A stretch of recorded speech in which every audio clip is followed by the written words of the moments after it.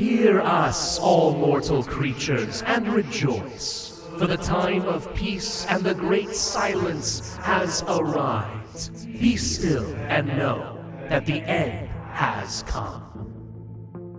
Stellaris has been knocking it out of the park with these new origins as of late, and I think today's video will prove that the new Shadows of the Shroud DLC lives up to this new standard.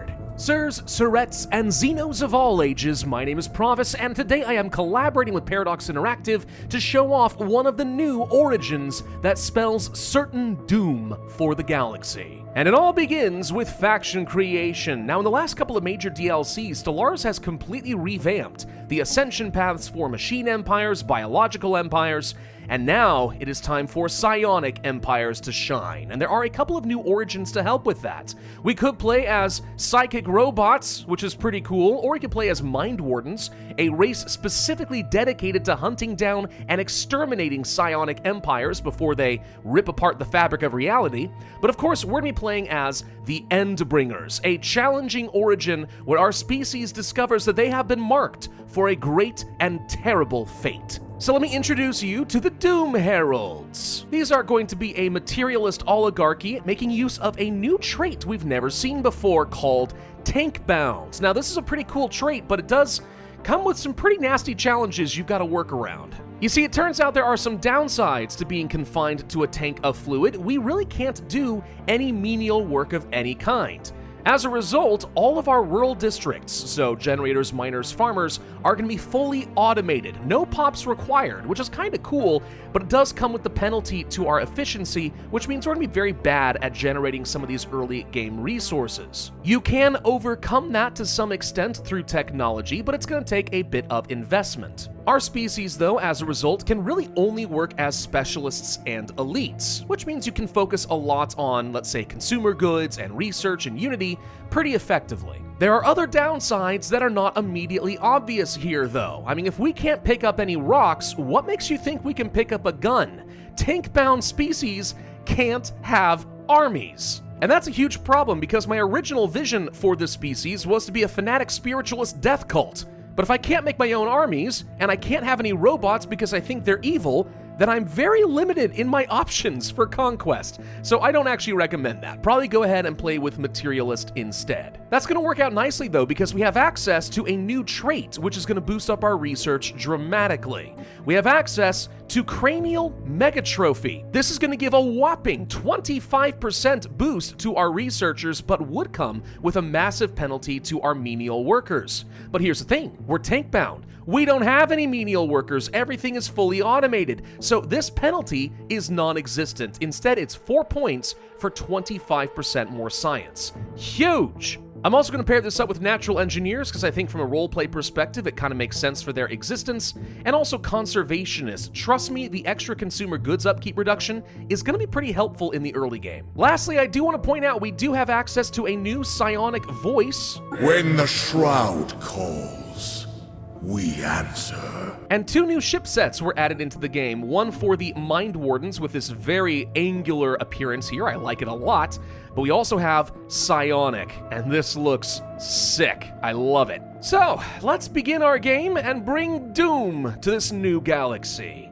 We are the Harbingers of Cataclysm. During the dawn of our civilization, a mysterious calamity befell our nearest celestial neighbor. Its sudden and brutal transformation filled the night skies with a malevolent purple light. And now, as we take to the stars, our people have had a paranoia that at any time, we might be the next to fall to this mysterious shroud. And this is what I'm talking about right here. This planet, completely destroyed. If we want to uncover our origin, we're gonna have to dig into the past of this planet. And I mean that literally because immediately after the game begins, we're gonna gain access to a new archaeological site on the Shrouded World to uncover its history. So right off the bat, I'm gonna go ahead and get myself another scientist and dedicate them to the archaeological dig pretty much right away, because this is gonna take a while. Now, as far as our first round of traditions, there's a few different options that could make sense here. I do like going for a prosperity focus early on. It can be pretty solid to help just reduce the cost of getting your economy online. Expansion obviously wouldn't be bad for us either, and then discovery could make some sense. I think I'll start off from Discovery, mostly from the roleplay perspective. We're basically playing as some slightly bright-eyed aliens that are looking to explore their surrounding and find out what else is around us, and we obviously have an inquisitive spirit if we're going to go to the Shrouded World, so it just makes some sense. But there is a big downside to starting off with the Endbringer's origin, which I haven't shown you yet, so let's go ahead and take a look at that now. You see, when I said that we were sort of paranoid that we might be next, I wasn't kidding. We have a special modifier here called paranoia. And over time, it's going to get worse and worse as the happiness of our pops slowly drains away. I think the maximum for this might be minus 50% happiness, but I could be wrong. There are going to be ways to counteract this, but not for a while. So this is going to be a big millstone around our neck. Now, if we take a look at our planets itself, what we can see here is our Jishantar species is growing, albeit pretty slowly. It's not great. But under economy, you'll see down here that we have 0 workers, but we are still producing all of those resources. That is the automation at play. It's not great, not amazing, but as I said, there are some technologies that can offset that. In fact, right off the bat, you start off with the assembly patterns technology as an option, and that's going to reduce that 30% penalty down to a 15% penalty. So that's pretty helpful, and I do recommend picking that up right away. Here we go, our first round of progress. The end is nigh. The terrain on the Shrouded World is as treacherous as predicted, and perhaps more alarmingly, our people are reporting that there are some unusual sounds and creeping shadows that are scaring our people. This gives us a nasty malice. For the next 10 years, resources from all jobs goes down by 10%. Ouch. Here we go. Okay, robots are going to be an option for us now, so you can go for those robot assembly plants. Now the thing is, I don't know that there's really any reason to have worker jobs going to our robots because we have the automation already, but what will be eventually helpful is getting droids that can work specialist jobs. Just because, since I have a very, very slow population growth, having something else working those same very critical specialist jobs is going to make my life a lot easier. Now, depending on how many districts you start off with on some of your planets, you may very well find that energy becomes an early game issue, only because the automation for all of these districts does require a lot of extra upkeep, like 6 times the normal energy upkeep. But once you get the specializations going, you can start boosting this up with better technician jobs.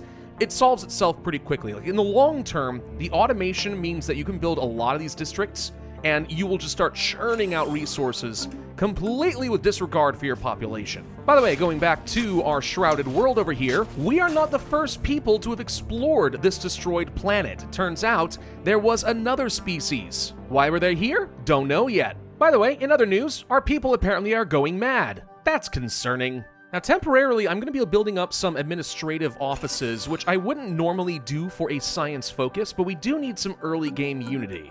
Why? Oh, trust me, you'll see. Let's finish out those discovery options here, and then technological ascendancy could be good for us. Research focus policies is something they changed a while back. It still is a net change of 10% research for all categories, but you can improve that further if you want to specialize in a subcategory of science, which can be nice. I do think I might want to go for one vision, though. The monthly unity will eventually add up to being very, very good for me. And I've already got really good scientific progress, so unity is the one thing I'm probably the most concerned about right now. Now, you might think that we want to be moving toward a new tradition tree as quickly as possible, but considering I have relatively low unity production, I think I'm actually just going to stock up as much of this as I can for a while. I know that sounds weird, but trust me. More information about the archaeological site. All of the aliens that were here are dead, and it turns out they were keeping their eyes on us. Now, why? Ooh. Maybe they knew something about us that we don't. Aha! And the history of the alien race in the Shrouded World has been a little bit uncovered. We were the subject of their experiments in psionic theory. We apparently have a latent potential that could be unlocked. There are also records of something called the Shroud, which you've heard of before, the Reckoning, and there's a single log entry ending their records. The end has come. Now, at this point, if you want to pause the archaeological dig, you totally could before you advance to the next stage. We're not going to, though. We have found the source of the cataclysm upon the Shrouded World. This gets us an artifact as well as automatic progress in psionic theory tech. So if I want to swap over to this right now, we totally could. I can afford to wait on that a little bit, but don't sit around for too long. Remember that paranoia is only getting worse as time goes on. You got a bit of a countdown timer here. Okay, now that psionic theory is done, we have officially opened Pandora's box. Welcome to a new realm of madness, and from within the depths of the shroud, this rip between the dimensions of reality, a voice beckons. It is time. So this officially unlocks the psionics tradition tree for free, and by unlocks it for free, I don't mean that it just gives it to us without any unity cost, it just means we don't need any sort of an ascension perk. Which is cool, but we also gain another trait on top of paranoia called madness, which is reducing our stability, boosting up our pop upkeep, and our pop amenity usage.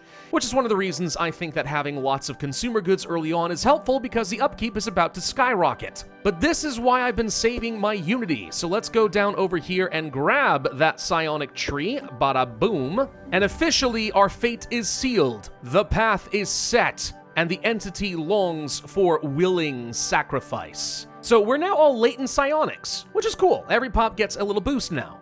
But we also lose 100 to 300 pops in all of our colonies. And for some of our early colonies, that's like almost all of them. So, that's a problem. Also, we have just begun a new situation, the Psionic Ascension. And we're only like 28 years into the game too, so this is a fairly early ascension here. But this is going to be making progress every single month, and if we just sit back and wait, it's going to, progress, and it's going to take a long time, but it'll get there. We could speed this along dramatically if we were willing to blind the willing, which is going to boost it up and give it a unity, but also add the blind trait to 100 pops every month, reducing their job efficiency by 50 gosh dang %. Or we could forsake the flesh, which really speeds up the ascension, but then we lose 25 pops a month. And that's kind of a big deal, because if you leave this on for too long, you will literally depopulate your entire empire. But you also get a stupid amount of unity and 10 monthly zro, which is pretty nice. The thing is, my pop growth speed is low enough, I'm very wary of picking this up. I've tested this, and I've done so much harm to my economy in the long term that this ends up obliterating me. So I think I'm gonna have to take the slow progress here. I don't wanna lose my job efficiency. I don't wanna lose my pops. We're gonna sit back and let this progress. But this is one of the reasons I went for this right away. The pressure here, though, is because of the paranoia and the madness getting steadily worse and worse and worse. The only way to counteract this is to use a Chamber of Silence, which is something you can only access if you grab the first tier of the Psionics tree. This replaces your Psi Core, but it basically does the same sort of thing. It gives you your telepaths, but it also means you get to reduce the impact of the shroud. So we're gonna go back over here, and it's time to start getting rid of a couple of things and replacing them with Chambers of Silence. I wanna have one on pretty much every planet. You don't need to have one on every planet. It's fine not to do that, because the impact is going to be empire-wide. But nonetheless, I mean, having telepaths producing unity and reducing crime and getting amenities, it's useful everywhere. We'll just go ahead and do it. Now, unfortunately, we cannot progress any further down this tree for a while. I'm gonna have to wait until we get to the next stage of the situation. So I wanna have a lot of unity to do this, but in the meantime, I'm doing literally nothing. So let's go ahead and pick up another tree here. I guess I'll just go ahead and do prosperity. It's fine, and we'll start working toward getting things like some extra resources from jobs. Or maybe at least settle some of the upkeep issue. 5% upkeep reduction. Anything to save me consumer goods right now would not be going amiss, I'll tell you that.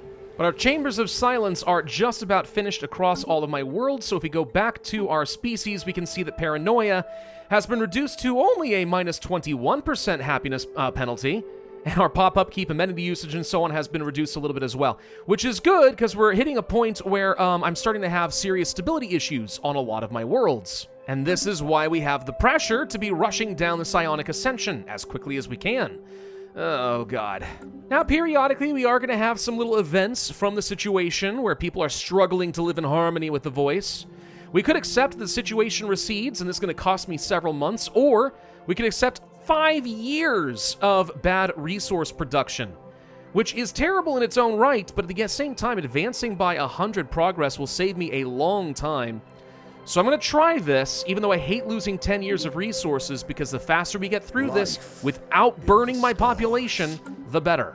So as soon as I get a little bit more unity, which is in 3 months, we can progress down the Great Awakening here. I don't think this actually does anything for me right away, but we'll go ahead and pick it up anyway. Once we have finished with the Psionic Ascension, all of our pops will realize their full psionic potential, no longer anything latent. So this extra job efficiency is going to get even better for our leaders and for our pops. The nightmares, for their part, are getting worse and worse as time goes on.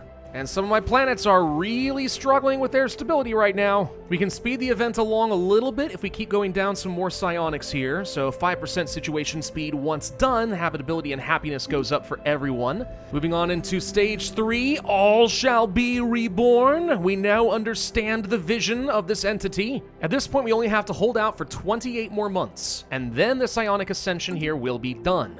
Right before we finish the Psionic Ascension, we get a new event here, the Mark of the End, as our devout followers have started marking their flesh. Now, we could do this and it creates basically another subspecies, where they have an extra trait here called the Marked trait, which reduces your army health and increases your army morale damage, which is kind of, like, pointless, because, I mean, we can't create armies as a tank-bound nation, but we also do get some extra unity for every 100 pops. Not bad. Or we could say that the practice is misguided. This is only an option if you never chose to mark the flesh. So this will only translate into an extra, like, 1.56 unity. It's not much.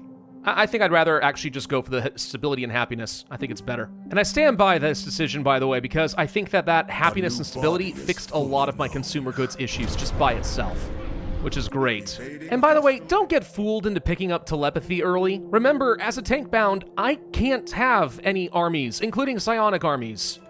So, unless you have other species in your empire already, it doesn't do you a dang bit of good. Anyway, we have successfully breached into the Shroud. The ominous entity of immeasurable power speaks. It demands that we know its name. So now we have access to the Shroud. Now, this has been a thing in the game for a while already, and typically what would have happened is as you delved into the Shroud, good things or really bad things could happen, and you'd also have a chance at possibly contacting some sort of an entity. There are 4 that are within the game, and as you change up your alignment with them, they eventually could become a patron to you and grant incredible power. But they were all of them deceived, for there was a 5th entity residing within the Shroud, a very rare one you could discover with like a 2% chance in the previous versions of the game, but as the Endbringers is a guarantee for us. We'll meet him soon enough, don't you worry. Let's delve a little bit. I actually recommend you do this immediately. You want to do this a total of 3 times. So the entropic entity in here is demanding silence throughout our empire, and it gives us the gift of removing our pop amenity problems, so madness is no longer as impactful as it was. Thank God. Finally, psychometry is going to be done, psionics is complete, and we have a new ascension perk to work with. Might as well go for that technological ascendancy now for the research. Alright, so that's now officially taken care of. Delve once again, and order and unity shall be restored. This is going to remove the pop upkeep penalty. Good. Alright, we can do one final delve here. And I do mean final. Once you click this button, you are going to start a pretty substantial countdown. So if you want to hold off, now would be the time, but I'm not going to hold off because we're speedrunning this, so let's go ahead and begin. One last jump into the Shroud. Liberation, says the entity, and as a result, madness is now completely gone. Stability is no longer an issue. Which, hey, that sounds great. Everything gets better. Oh wait, now we have another event. Now we know the name of the entity. The end of the cycle compels us, and our covenant has been formed. Our new Lord and Master desires a galaxy rendered perfectly silent, all life and matter utterly obliterated. And this is going to unlock the true power of the end of the cycle. So now we have a psionic aura, which is going to emanate from our worlds and kind of spread around. Good things will happen in that aura, but we'll come back to that in a minute. Forming the Covenant itself can boost up our naval capacity by 100%, get me 10 more star bases, plus a bunch of monthly influence. Okay. Paranoia will be removed as well, so the happiness malice is gone. We'll be able to fight pretty much forever without any issue with war exhaustion, and as I said, that psionic aura exists. It's going to boost up the speed and fire rate of any of my ships. So the more it spreads, the better we are at defense or even offense. But there's kind of a problem with this. All of these deals come with catches. We have the end of the cycle up over here. This is literally the end of the game. In 600 months, we're dead. The game will be over. That will be the end of our cycle, and we will unleash an entity upon the galaxy that will attempt to devour all life. But I don't want the game to be over. That sounds terrible. So we can try to slow it down a little bit, stall for some time, and what this does is it's going to reduce the impact of that aura we were talking about by like 50%, or in this case, almost entirely, and just stall for as long as we can. Instead of 50 years, we'd have 100 years, but we get almost no impact at all, that kind of thing. And you might think, oh, well, if it's just military benefits, that's fine. Wait until you need it, right? Oh no, there's other benefits. Let's take a look over here. The aura of the end, as we can see here, is spreading across the systems. Right now, it is reducing ship upkeep by 30%, boosting up our research and mining station output by 100%, and all jobs by 100%. So our entire economy literally just doubled. So is it worth slowing this down in order to reduce these benefits? It's up to you, I guess. I think the answer is yes, at least a little bit, but maybe not entirely. You'll also notice that our normal shroud icon here with the different entities is gone. Instead, we have been provided with a literal doomsday clock. And as we gain progress, new powers will become available to us, some of which are going to be incredibly powerful. This first one just straight out creates a planet, a new Gaia world with 1,000 pops. Sure, do it. Others will boost up the aura, or we'll be able to jump around rapidly through the galaxy, etc. And others exist just to slow down and reset the progress of the situation by at least a bit. For example, toss 9,000 of all these resources into an empty gaping maw and set it back by about 60 progress, and that is worth a good few years. We could also kill 3,000 of our own pops, or literally just obliterate a planet and turn it into a shrouded world, or declare war on every single player in the game. But the point is, whether we're stalling for time or not, we are now on the clock. We are the disaster, and if at any point we are not paying attention and moving forward, eventually our game will simply come to an end. So yeah, literally the end bringers. The bringers of the end to everyone. Again, this was always kind of possible in the game, it was just extremely rare. And here we are, 48 years into the game with this, guaranteed. It's almost like, you know, a speed run to a very rare win condition. Oh, here, by the way, you can see the impact of the aura of the end, this little glowing impact. Oh, cool, it actually creates a rainbow road between all the hyperlanes. That's nice. Oh, and here's my free planet, by the way. This just literally popped out of nowhere with 1,000 pops. No, we're gonna have a good time with this ability. I like creation. Creation is useful. Oh, and we're getting cruiser tech. This is coming at a very good time. Okay. Ooh, hold on. This is kind of cool. We've got one of those like renowned figures that can appear every once in a while, special leaders. Looks like this one knows specifically about the end of the cycle. Ooh, okay. An apostle of the end. I like it. Every time we destroy a ship, the aura intensity goes up. Oh, that's really, really good. Yeah, I think I want this guy to be leading my fleets. He's unbelievably, yes, he's unbelievably good.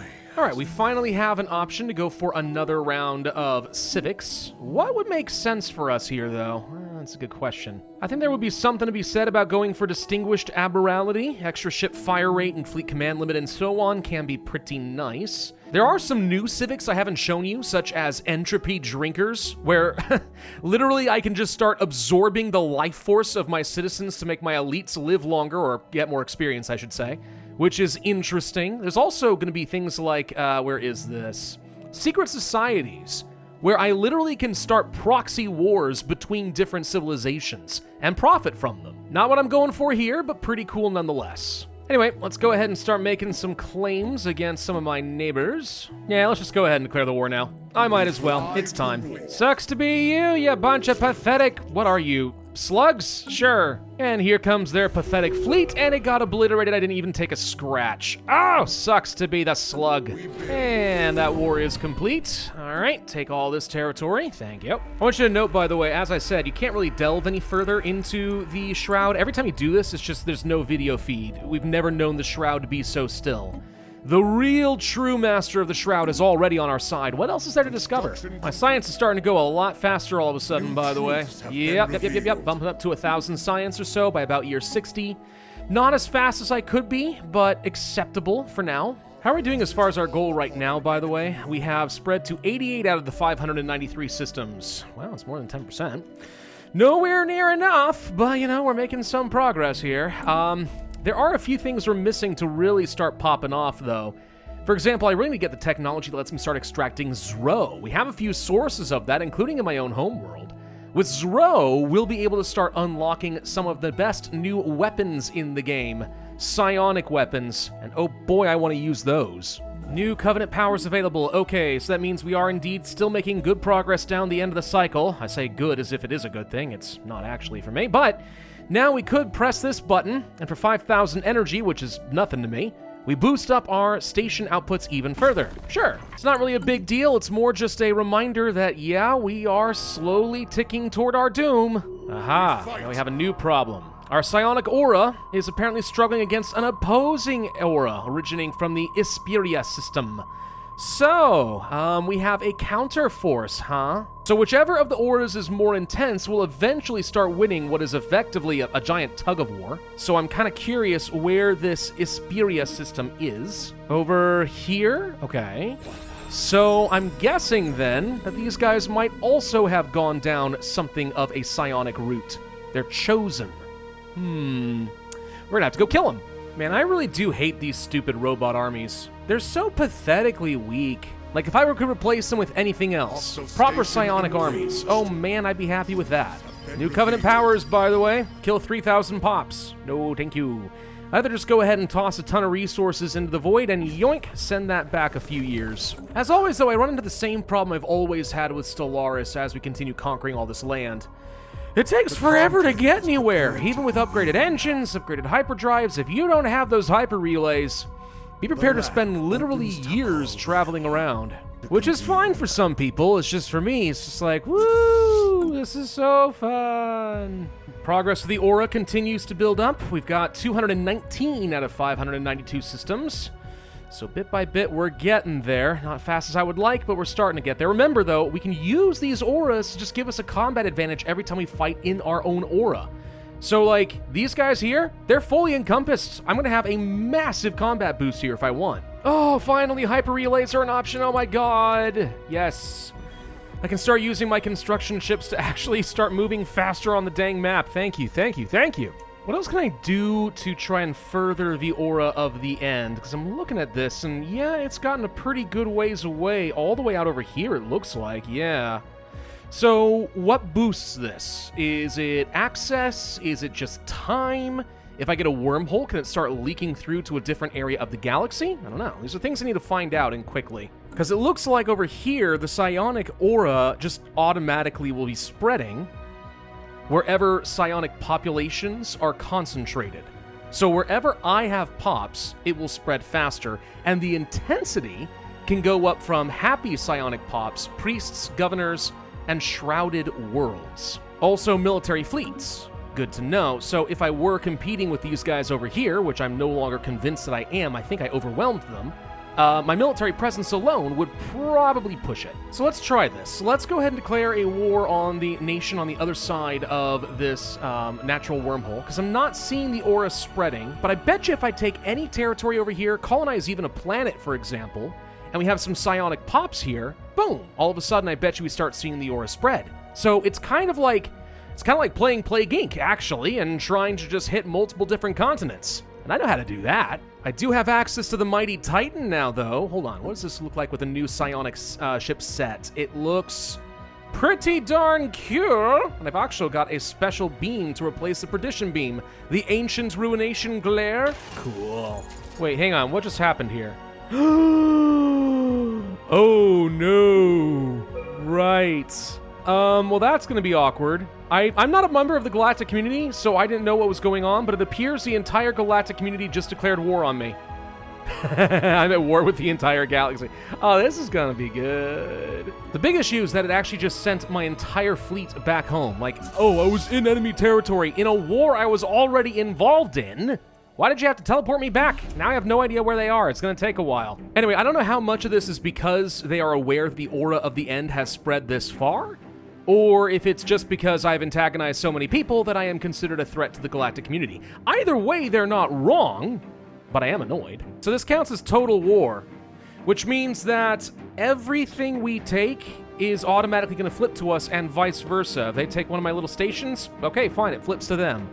So this just became a giant, frantic game of absolute nonsense. Oh boy. Wait, what's this? A shroud seal! Okay. Well, you know what? That's interesting. Oh, they built more than one. Okay, so this is a concerted effort to try to contain the aura of the end. Ah, all right. We gotta look for these and destroy them ASAP. Maybe this total war is gonna end up being a good thing. And I'm getting uncomfortable with how quickly we're advancing down some of these new powers, by the way. It feels like somehow this is speeding up. We could... An owned colony with at least 1,500 pops becomes a shrouded world. Do I get to control which colony, or just any colony? Because anything could hurt, but certain ones I don't mind getting rid of. Well, but it does reset the progress by 180. Like, that is a lot. We'll save that until I feel like I need it, just in case. So how do I destroy a shroud seal? That becomes kind of my new question. Do I need to invade it with an army? I can't shoot it out of the sky, or space, which is disappointing. Boy, I need to figure out how to get rid of these, though. They're actively destroying my progress. It does feel like all of a sudden the difficulty just ramped up. Like, everything got more frantic. Am I crazy? By the way, I do think this is working here. I see the aura of the end starting to spread over in this direction, so we're making progress now. Despite the best efforts of the other players, though, they're still not quite able to stop me. I'm now up to almost 400 of the systems. Moving over here was absolutely the right call. It is spreading, just still too slowly. Anyway, new powers available. One of the last ones, actually. Okay. Disable all shroud seals in the galaxy for 3 years. Yeah, sure, why not? I have Titans now, by the way. So, that's one heck of an alpha strike. Alright, so what I can do with the shroud seal is, if I do control it, it looks like I could just straight out dismantle it. Yep, okay. That would have been much, much faster. Now, there are some problems with this shroud seal mechanic here, though. Like, this just got taken by my vassal. I cannot tell them to dismantle it. Which means what? Is it actively going to be slowing me down, or is it negligible and, like, it doesn't actually matter because, well, they're my vassal? I don't know the answer. Somehow I feel like I'm going to have to release these guys just so I can kill them properly, though. At this point, what I'm going to do is I'm going to intentionally wait until the situation with the shroud is dangerously high. And then what I'll do is I'll just contact the Shroud and say, hey, yeah, give me total war against everyone else in the galaxy, please.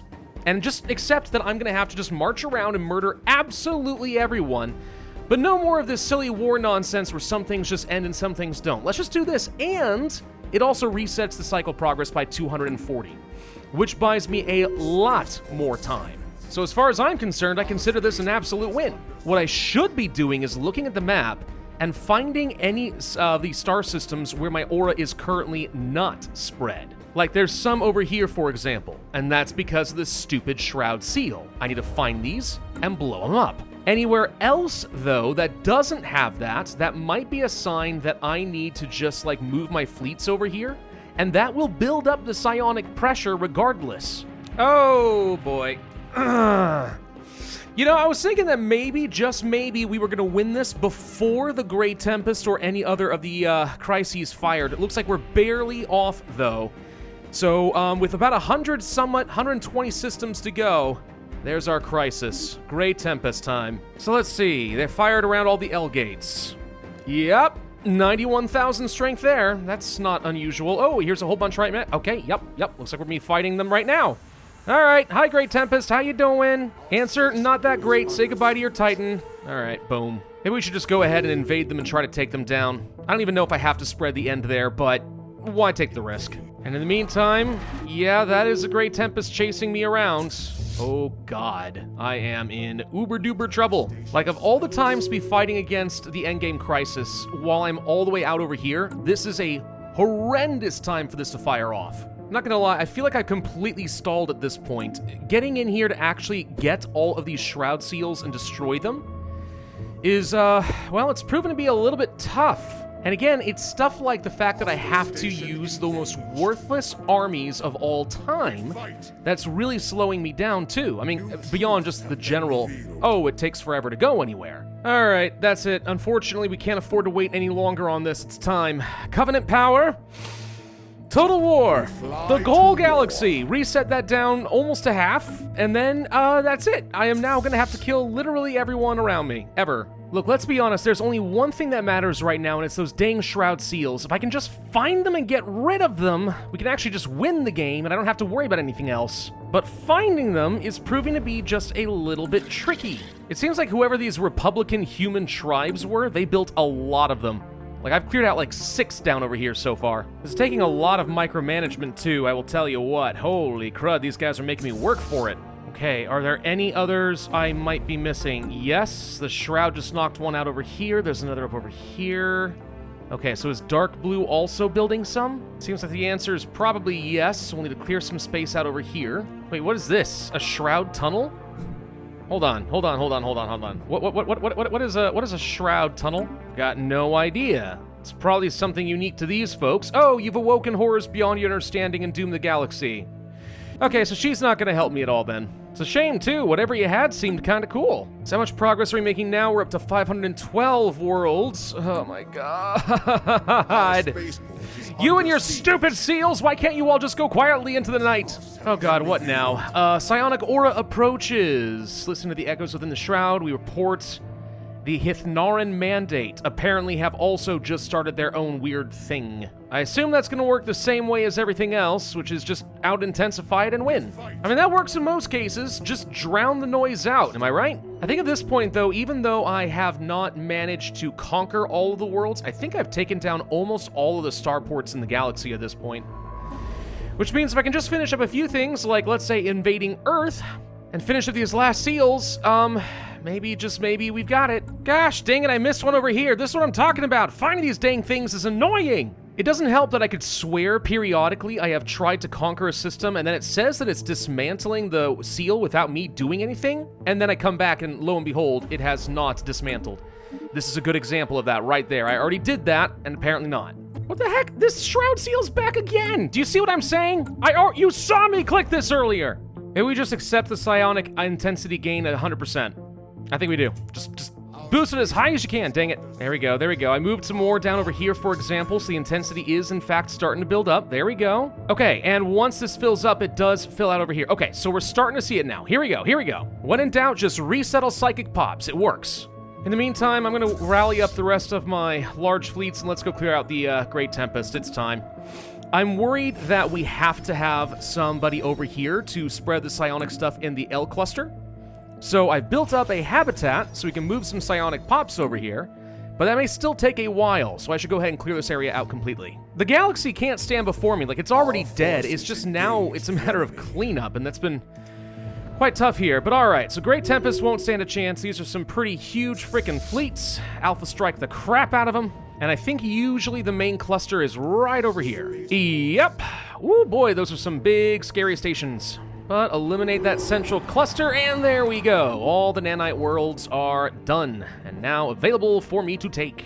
Oh my god. All right, yeah, I think we got it. I think we finally have it. This just needs to run for a long time while it slowly builds up the intensity. So I'm literally gonna walk away for a bit and just let the game run, and hopefully it works and no one gets me killed. Oh my god, one world left. One world left. Please, where is it? Oh my god. Is that it? This one right here. Oh my gosh, I can't believe I found it, like, instantly. There it is. That's... No, wait. What? Wait, why is there another God, where'd the seal come from? Oh, it was placed by these guys. They just... I bet you that's what it is. I bet you they just keep placing them. Oh my god! This took me so long! Doesn't seem that bad for you, but I kid you not, I've spent at least 12 hours doing this. This was our destiny. The aura of the end envelops the galaxy. Our people on blessed deaths have entered a state of frenzied euphoria in celebration of their merciful salvation. The end has come. Now starts the beginning. We have ended this cycle, and the galaxy shall be destroyed. Do I get to watch that happen? Yep, there it is. We've got all these useless notifications. What do you think I care about any of that? I don't. There we go. Oh my god. Wasn't even close. Score was incredible. And the galaxy is nothing but a ruined husk in every direction. Exactly the way it was meant to be. Well, that was something, all right. It's effectively another way of trying to become the Crisis, but following a very, very specific, otherwise rare path. And had I done this differently, I probably could have gone a lot faster than I did, but I got dragged into bad wars, I didn't beat the Crisis before it arrived, and then of course I had to learn a bit more about how that intensity mechanic works. Maybe it would have been worth, honestly, just letting the Shroud events just tick at full strength, because it wasn't really that hard to just get rid of it. We stalled for time for so long, but maybe I didn't need to. Maybe that extra 50% intensity would have made a difference. Either way, I'm very glad that Psionic is finally getting some love. It's one of my favorite playstyles, and it's great to see that it is getting a good ascension. Hopefully, you guys will agree. In the meantime, I am very tired, and this video is due to go live in just a few hours, so I'm gonna get to work. Thank you all very much for watching, and thanks again to Paradox for sponsoring this video. This has been fun.